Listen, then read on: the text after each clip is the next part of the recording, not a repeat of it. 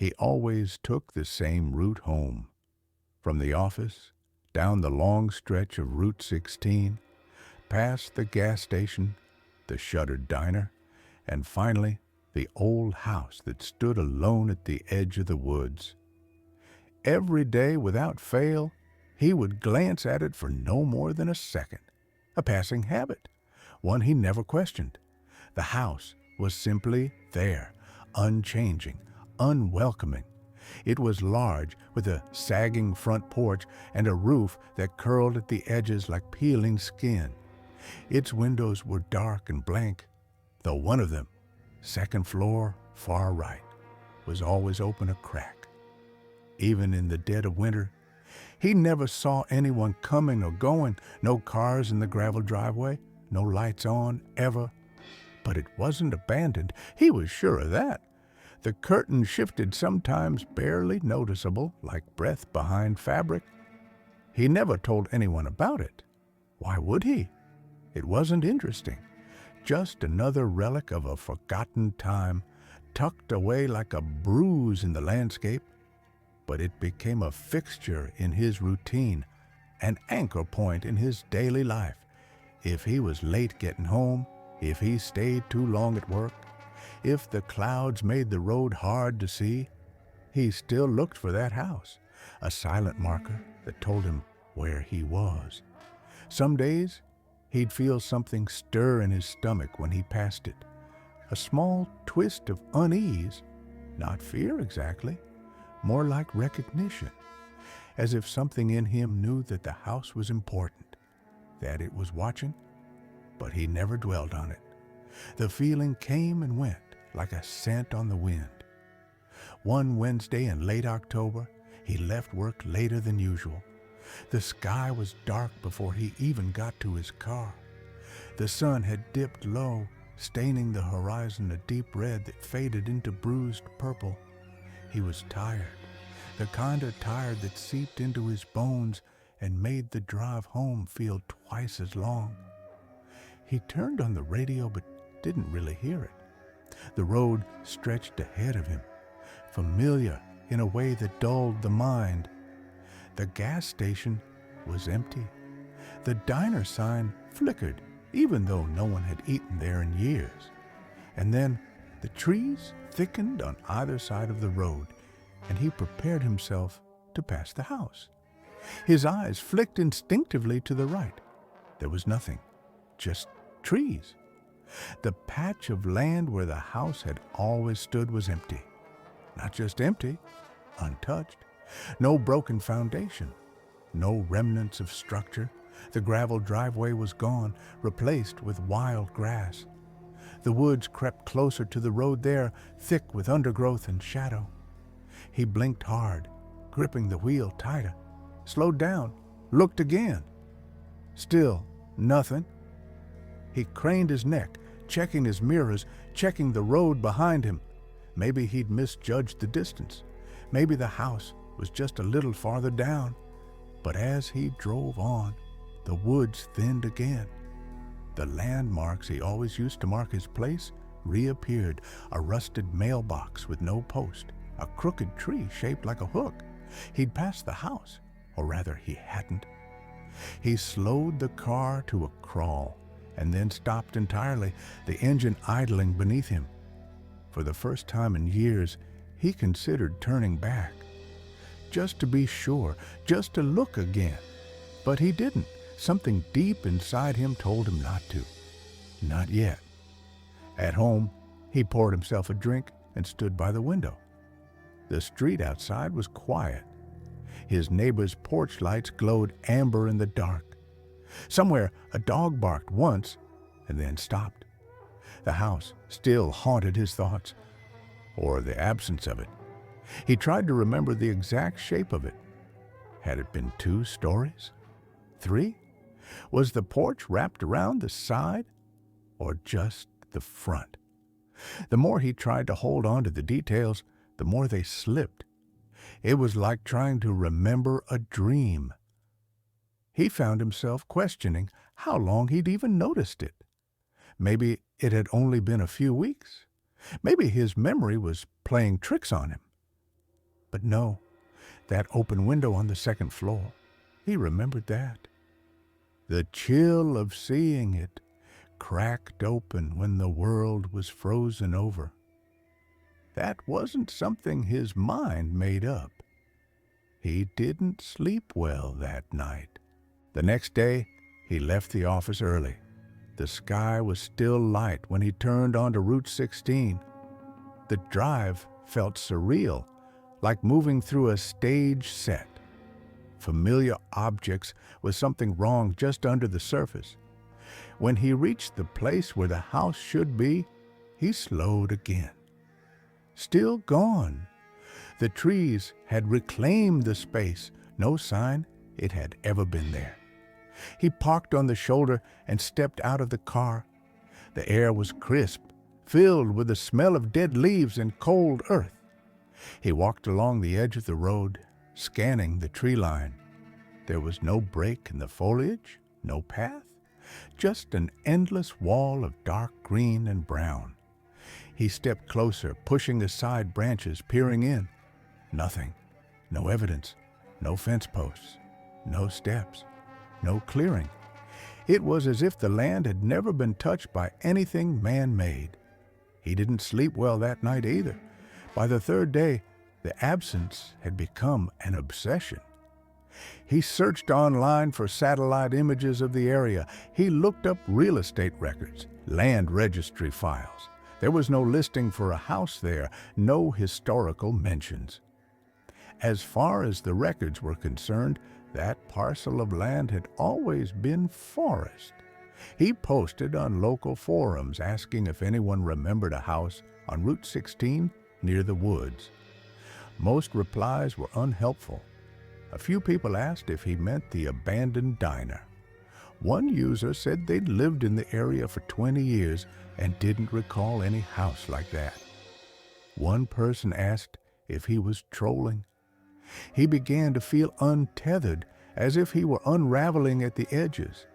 He started having dreams, distorted, shifting things full of shadows and whispers. He would wake up cold and sweating, the echo of a door creaking still ringing in his ears. He began to dread driving past that stretch of road, and yet he couldn't stop. Each time he looked for the house. Each time it wasn't there. One night he parked his car just down the road from where the house used to be and walked the rest of the way on foot. The moon was high, thin and pale. The forest loomed ahead like a wall of ink. He stood there, staring into the trees, as if willing the house to return. A wind stirred the leaves. Something cracked deep in the woods. He turned and left. At work, his co-workers started to notice the change in him. He was quieter, distracted. His eyes had dark circles under them, and he jumped at small noises. He caught himself staring at blank walls, waiting for something to appear. He stopped bringing it up to anyone, stopped searching, stopped asking. But it never left his mind. He began sketching it in the margins of notebooks, the outline of the roof, the windows, the porch. Sometimes he got it wrong and had to start again. Sometimes the drawings seemed to change on their own when he wasn't looking. One morning, he looked in the mirror and didn't recognize his own eyes. On the 7th day, a week since the house had vanished, he was driving home late again. The sun had long set. The road was dark, the trees pressing close. His headlights cut through the blackness in narrow cones.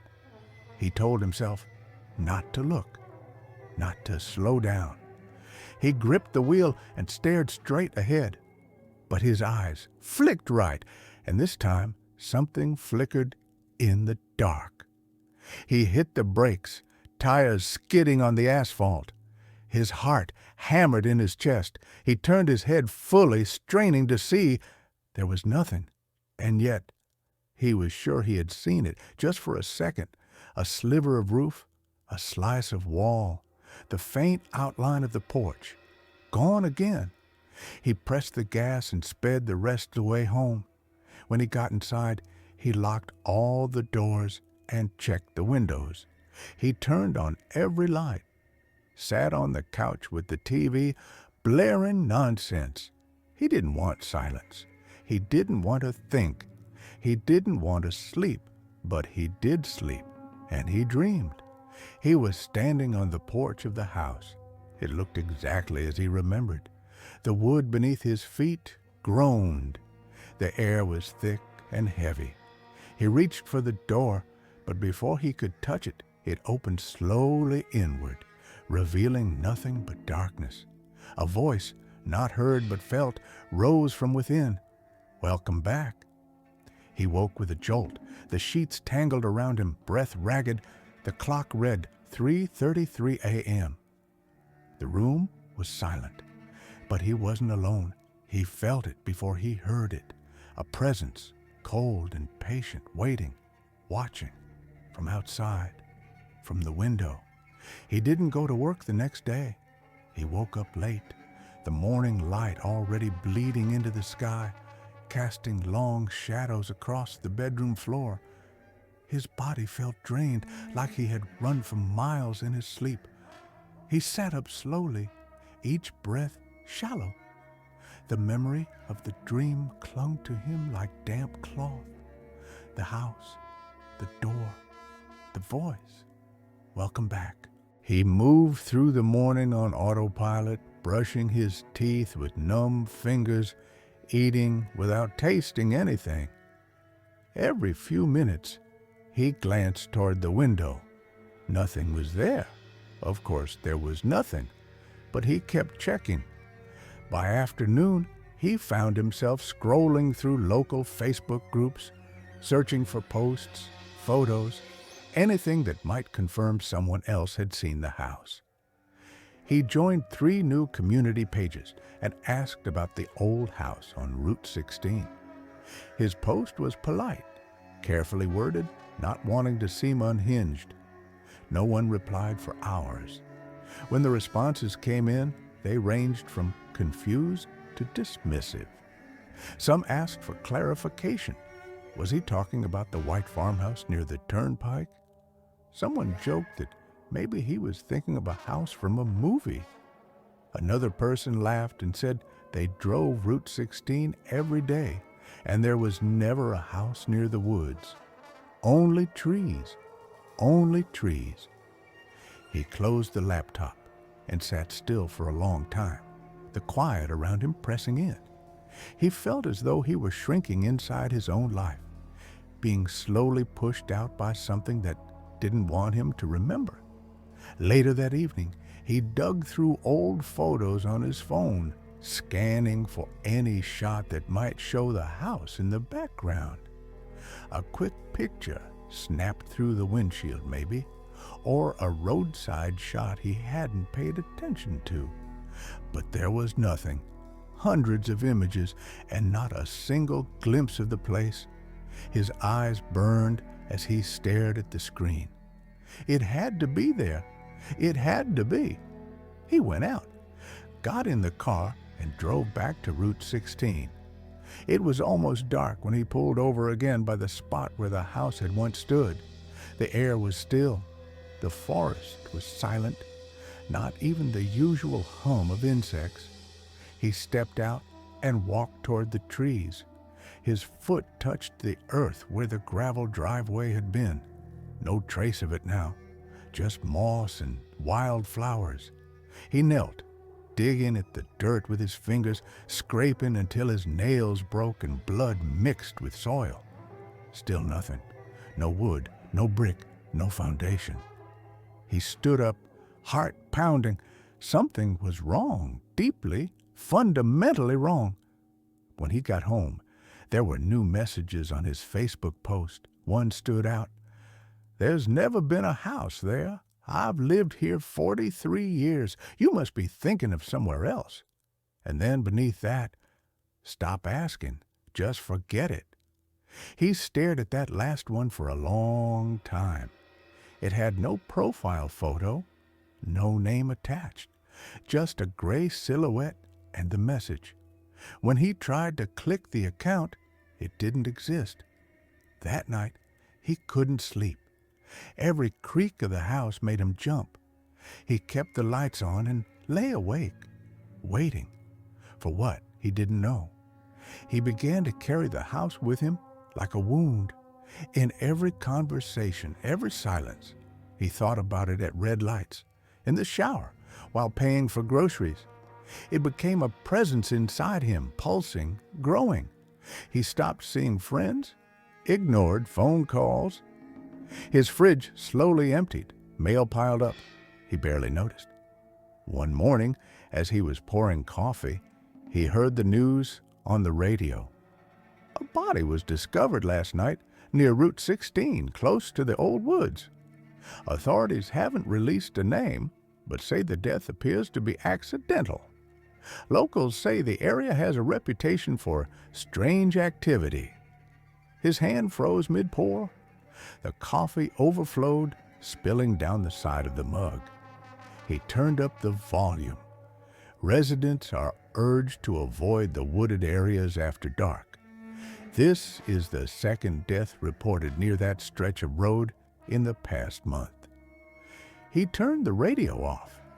He didn't know the person, at least not directly, but he couldn't shake the feeling that it was connected. The timing was too perfect, the location too exact. He returned to his search with a new urgency. He printed maps of the area, highlighted spots where he thought the house had stood.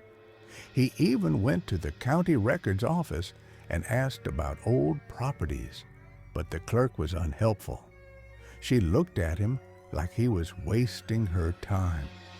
"There's no house there," she said. "There never was." He started driving Route 16 at different times of day. Morning, afternoon, midnight. Sometimes he stopped and just sat in his car staring at the woods, waiting for something to shift. Once he thought he saw a flicker of light deep in the trees, but when he blinked, it was gone. One evening, he tried something new. He brought an old camera and set it up on a tripod by the side of the road. He aimed it at the spot where the house should be. Then he left it recording and drove away. He came back an hour later and reviewed the footage on his laptop in the car. Most of it was uneventful, just trees and shadow. But near the 47-minute mark, the screen flickered, a brief pulse of static. Then, for just a second, a shape appeared, a dark silhouette, like a roof line against the sky, and then it was gone. He stared at the screen in disbelief, rewinding, playing it again. It was there. He hadn't imagined it. He paused the frame and zoomed in, but the image was grainy, distorted. Still, it confirmed something he already knew. The house was still there, somehow, but it didn't want to be seen. The next day, the footage was gone. He opened his laptop, and the file was simply missing. Not corrupted, not hidden, gone. The folder it had been in was empty. He checked the recycle bin. Nothing. Ran a recovery program. No trace.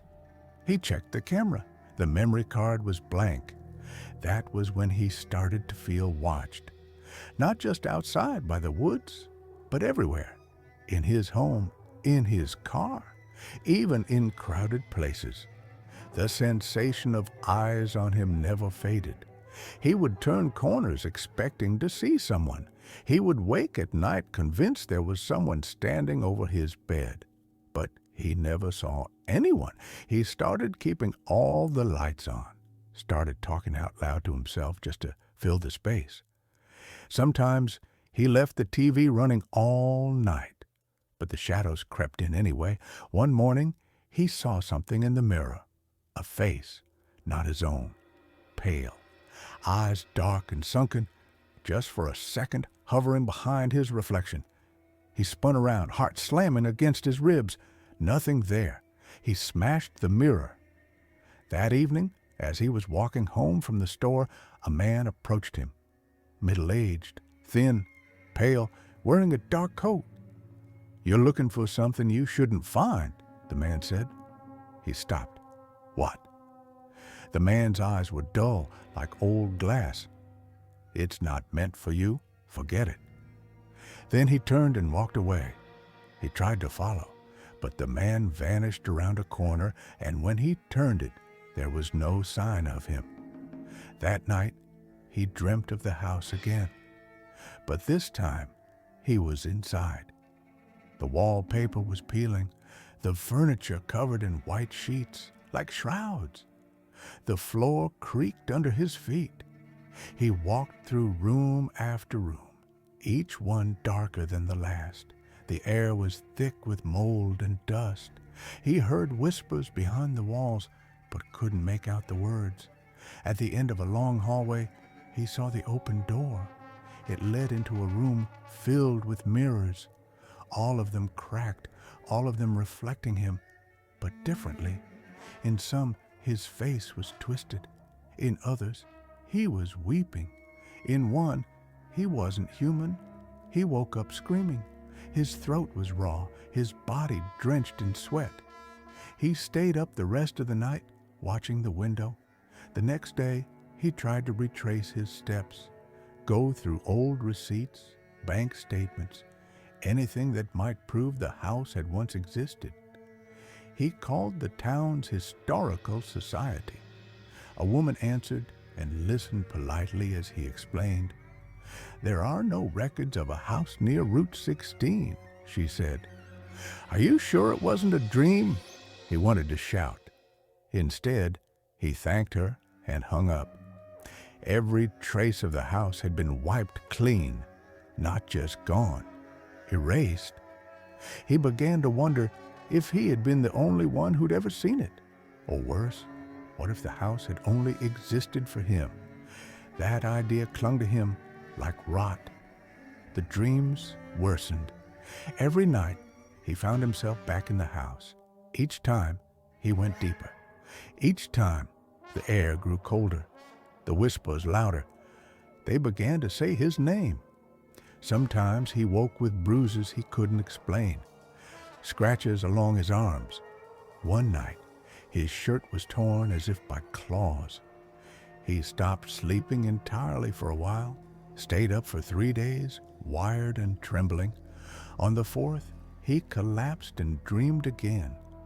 This time, he stood in front of the mirror room. The door was closed. Behind it, something moved, something heavy, dragging across the floor. It reached the door, began to knock. 1, 2, 3, software deliberate. He woke up with his hand pressed against the window. The next day, he tried to leave town. He packed a bag, got in the car, and drove. He didn't know where he was going. He just had to be away from that place. But every road led back to Route 16. Highways rerouted, GPS glitched, road signs blurred. No matter which direction he took, he found himself passing that same stretch of forest. The house never appeared, but he knew it was there, waiting. He stopped driving and sat in his car, head in his hands. The sky darkened, the woods pressed in, and then he felt it, a presence behind him, watching. That night, something changed. The air itself felt different, as if it had thickened, clotted with tension. The world outside his window didn't look quite real. The trees seemed taller, their branches too sharp, like claws frozen mid-swipe. The sky above held no stars, just a sheet of charcoal cloud glowing faintly, as if from some hidden light behind it. Even the wind had gone still. Inside his home, the lights flickered for the first time, once, then again. He stood frozen in his hallway, staring at the ceiling. A low hum began to rise from the walls, soft at first, like distant static, then louder, vibrating deep in his bones. It was not mechanical. It was alive. He backed away toward the kitchen, breathing fast. As he reached for the counter to steady himself, the hum abruptly cut out. Silence crashed over the house like a wave. Then came the knock. 3 soft, precise raps against the glass of the living room window. He didn't turn immediately. Couldn't. His body locked, every nerve alight with primal fear. He knew what he would see. He had seen it already in dreams, felt it behind him on the road, heard it whisper in the walls. The knock came again, slower this time, deliberate. Still, he didn't move, but his eyes slid toward the reflection in the darkened screen of the microwave. The window was behind him. He saw the curtain stir, and then a hand, thin, pale, fingers long and crooked like dried roots, pressed against the glass, not knocking now, just resting there. He turned. The window was empty, but the curtain still swayed. He stepped forward slowly, drawn by something deeper than curiosity. His fear was still there, immense, suffocating, but it was layered beneath a growing certainty. This wasn't something he could run from. Not anymore. He pulled the curtain back. Nothing. Just the yard. Still and dark. No footprints. No figures. The glass was cold to the touch. He turned to go and froze. There, on the floor behind him, were footprints, wet, leading from the window. They trailed through the living room, across the carpet, into the hallway. He followed them, each step more reluctant than the last. They curved around the corner, past the bathroom door, and ended just outside his bedroom. The door was open. A slow, thin creak came from within. He stepped closer. The room was empty, but the window, his bedroom window, was open. Just a crack. He shut it, locked it, then stood there in the silence, surrounded by the echo of a presence that no longer needed to hide. The house was not simply haunted, it had become the ghost itself. Its memory clung to him, a parasite latched deep into his mind. He tried, the next day, to act normal. He showered, got dressed, walked outside. The sun was pale but visible, and the neighborhood looked ordinary. People walked dogs. A mail truck passed. Children rode bikes. But nothing felt real. He walked to the gas station on the corner and bought a coffee. The clerk didn't meet his eyes, didn't speak. On his way out, he saw a flyer pinned to the community board. Missing, Michael Dunn, last seen near Route 16. He stopped cold. The photo was recent. A man in his 30s, smiling faintly. The name didn't ring a bell, but the location did. Someone else had gone missing. He reached out to tear the flyer down, but found another behind it. Missing, Emily Kay, last seen near Route 16. Another and another. Different faces, same place. No one had talked about these. They hadn't been on the news, not on the radio, not online. It was as if the town itself had decided to forget, to bury it. The disappearances were being eaten by the same force that had erased the house. He left the gas station and drove back to the woods. He had no plan, no gear, just himself and the question that had consumed him for weeks. What was the house, and why did it want him? He parked the car in the same spot he always had. The forest loomed ahead, unchanged, but this time he walked in. The air cooled the deeper he went. The trees grew closer together, and the sounds of the town faded away. Only the crunch of leaves beneath his feet remained. He walked for what felt like hours, though his watch said it had been 20 minutes. Then he saw it, not ahead of him, around him. The forest had shifted.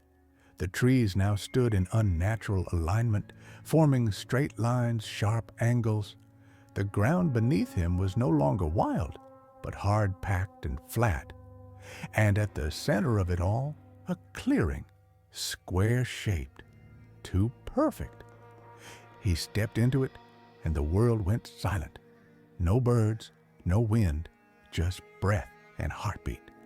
Then the trees in front of him seemed to shudder, fold, collapse in on themselves, and the house emerged.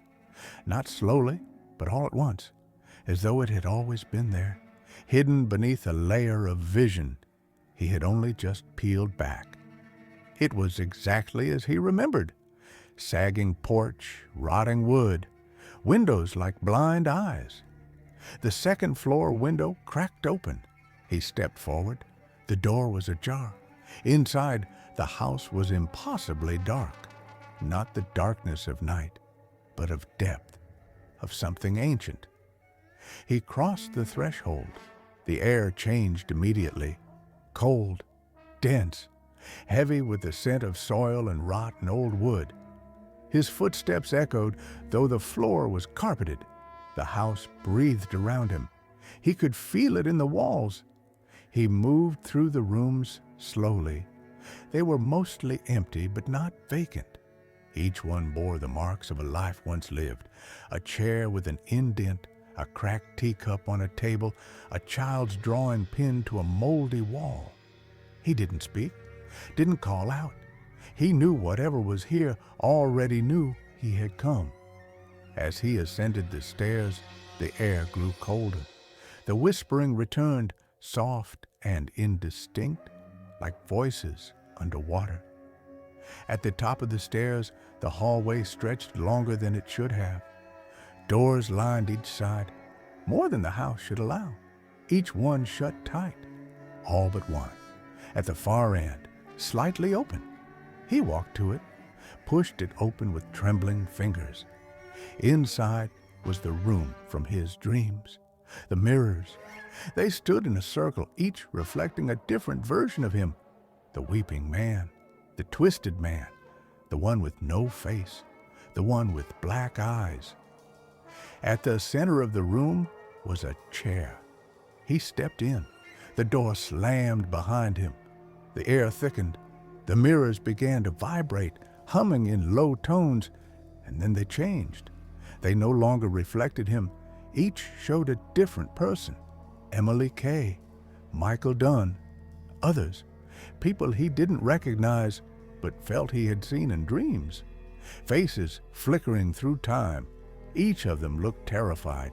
Each of them pounded against the glass silently as if trapped on the other side. And then they stopped. All of them turned in unison to look at him. Their mouths opened, and though he couldn't hear them, he understood. One more, a low creak behind him. He turned. There, in the corner of the room, was another mirror, covered by a sheet. He stepped toward it. His hands moved on their own. He pulled the sheet away. The glass was black, no reflection, no image, just a void. Then it rippled, and he saw the house, from the outside, at night, from the road, and in the car himself, watching, blinking, then nothing. A scream shattered the silence, not from him, not from the room, but from the mirror itself. The blackness shattered outward, glass flying in all directions. He fell, not down, but in, falling through color, through sound, through memory, through time. He woke in his bed. Daylight outside. The room was clean, whole, as if nothing had happened. His phone buzzed, a text from work, asking if he was okay. He hadn't shown up in a week. He looked at the date. It had been over a month since the house had disappeared. He got up, showered, ate.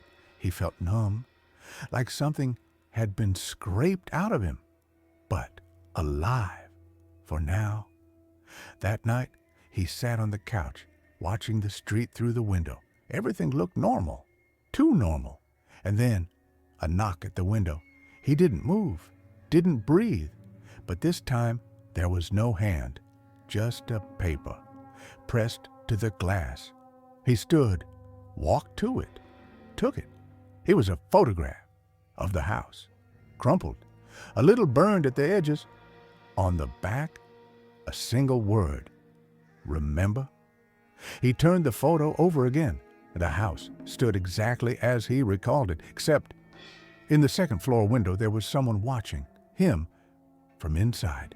He dropped the photo, backed away. It fluttered to the ground, landing face up, and in the window of the house, the figure smiled. The light bulbs above him flickered. He looked up. The hum had returned. Outside, the wind began to howl, and somewhere deep beneath the floorboards, the house exhaled.